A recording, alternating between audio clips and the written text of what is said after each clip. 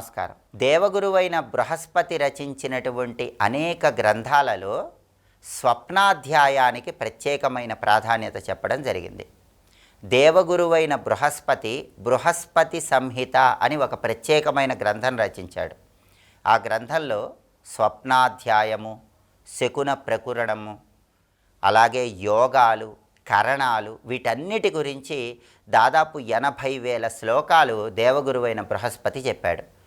ఆ 80,000 శ్లోకాలలో 2,000 శ్లోకాలు కేవలం స్వప్నాల గురించే దేవగురువైన బృహస్పతి వివరించాడు. కాబట్టి స్వప్నాలకు ప్రత్యేకమైన ప్రాధాన్యత చెప్పడం జరిగింది. స్వప్నం ఏ సమయంలో వస్తే ఫలితం ఎంత త్వరగా వస్తుందో కూడా దేవగురువైన బృహస్పతి చెప్పాడు. చెడ్డ కళలు వచ్చినప్పుడు ఆ చెడ్డ కళల నుంచి బయటపడటానికి పాటించాల్సిన విధి విధానాల గురించి కూడా శాస్త్రాలలో ప్రామాణికంగా చెప్పడం జరిగింది.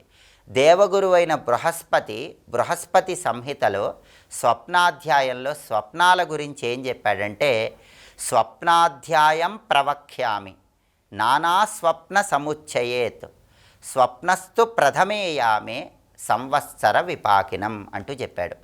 ఈ శ్లోకంలో ఉన్న అర్థాన్ని పరిశీలిస్తే, స్వప్నాధ్యాయం ప్రవక్ష్యామి నానా స్వప్న సముచ్చయేత్, స్వప్నాధ్యాయం అనే పేరు కలిగిన అధ్యాయంలో అనేక రకాలైనటువంటి స్వప్నాలు చెప్పడం జరిగింది.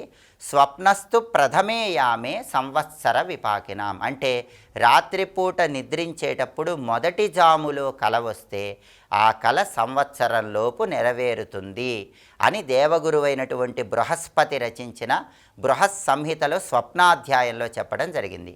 ఇంకా దేవగురువైన బృహస్పతి ఏం చెప్పాడు? ద్వితీయే అష్టభిర్మాసై అని చెప్పాడు.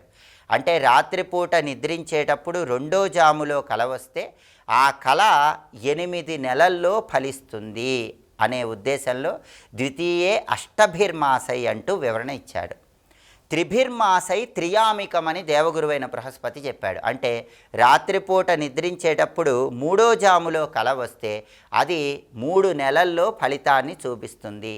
చాతుర్థే యామికే స్వప్నే మాసేనైకే ఫలం లభేత్ అన్నారు దేవగురు బృహస్పతి. అంటే రాత్రిపూట నిద్రించేటప్పుడు చాతుర్థే యామికే స్వప్నే 4వ జాములో కల వచ్చినట్లయితే మాసేనైకే ఫలం లభేత్, ఆ కల ఫలితము నెల రోజుల్లో వస్తుంది.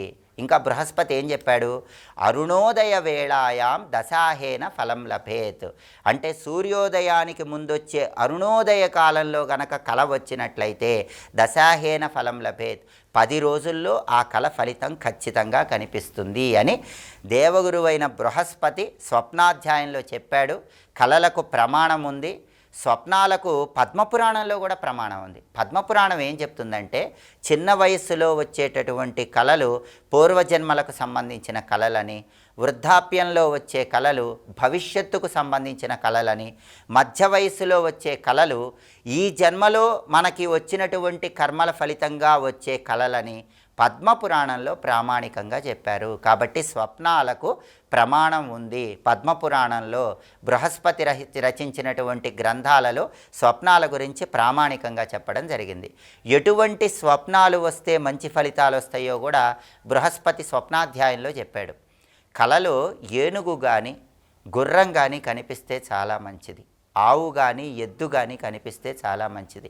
నదీ సముద్రం చాలా మంచిది. చాలామంది కలలో నీళ్లు కనిపిస్తూ ఉంటాయి, నీళ్లలో ఈదుతున్నట్లు కనిపిస్తూ ఉంటుంది. నదులు కానీ సముద్రాలు కానీ నీరు కనిపిస్తే, నీళ్లలో ఈదుతున్నట్లు కనిపిస్తే చాలా మంచిదని దేవగురువైన బృహస్పతి రచించిన స్వప్నాధ్యాయంలో ఉంది. బంగారం కల్లో కనిపిస్తే చాలా మంచిది, ఎద్దు కల్లో కనిపిస్తే మంచిది. గ్రహాలు, నక్షత్రాలు, సూర్యుడు, చంద్రుడు, ఖగోళము ఇటువంటివి కల్లో కనిపిస్తే రాబోయే కాలంలో అది అదృష్టానికి సంకేతంగా గుర్తించాలి. కలలో తెల్లటి వస్త్రాలు కనిపిస్తే చాలా మంచిది. చందనం కనిపిస్తే చాలా మంచిది. వీటిలో ఏవి కనిపించినా మంచిది. పర్వతాలు ఎక్కుతున్నట్లు, కొండలు ఎక్కుతున్నట్టు కల్లో కనిపిస్తే చాలా మంచిది. దేవాలయం మెట్లు ఎక్కుతున్నట్టు కల్లో కనిపిస్తే రాబోయే అదృష్టానికి సంకేతంగా దాన్ని భావించాలి. అయితే ఒక్కొక్కసారి కొన్ని చెడ్డ కళలు కూడా వస్తూ ఉంటాయి. దుస్వప్నాలు వచ్చినప్పుడు ఏం చేయాలి? దుస్వప్నాలు వస్తున్నప్పుడు గజేంద్ర మోక్షం ఘట్టాన్ని కనుక రాత్రి నిద్రించే ముందు ఒకసారి శ్రవణం చేయటం లేదా పఠించడం చేసి నిద్రించినట్లయితే దుస్వప్నాలనేవి ఉండవని ప్రామాణిక గ్రంథాల్లో చెప్పారు. గోవింద నామస్మరణ చేసుకొని నిద్రించినా కూడా చెడ్డ కళలు రావు. శాస్త్రములో అయితే ఒక శ్లోకం చెప్పారు. ఆ శ్లోకాన్ని నిద్రించే ముందు చదువుకొని నిద్రించినట్లయితే ఎటువంటి చెడ్డ కళలు రావు అని శాస్త్ర ప్రామాణికంగా ఒక శ్లోకం చెప్పారు. ఆ శ్లోకం ఏంటో ఇప్పుడు మనం చూద్దాం. రామం స్కందం హనుమంతం వైనతేయం వృకోదరం శయనేయ పఠేర్నిత్యం దుస్వప్నస్తస్య నశ్యతి. ఇది శ్లోకం. ఈ శ్లోకంలో ఉన్న అర్థాన్ని పరిశీలిస్తే రామం స్కందం హనుమంతం అంటే శ్రీరామచంద్రమూర్తి, స్కందుడు అంటే సుబ్రహ్మణ్య స్వామి, హనుమంతుడు అంటే ఆంజనేయ స్వామి.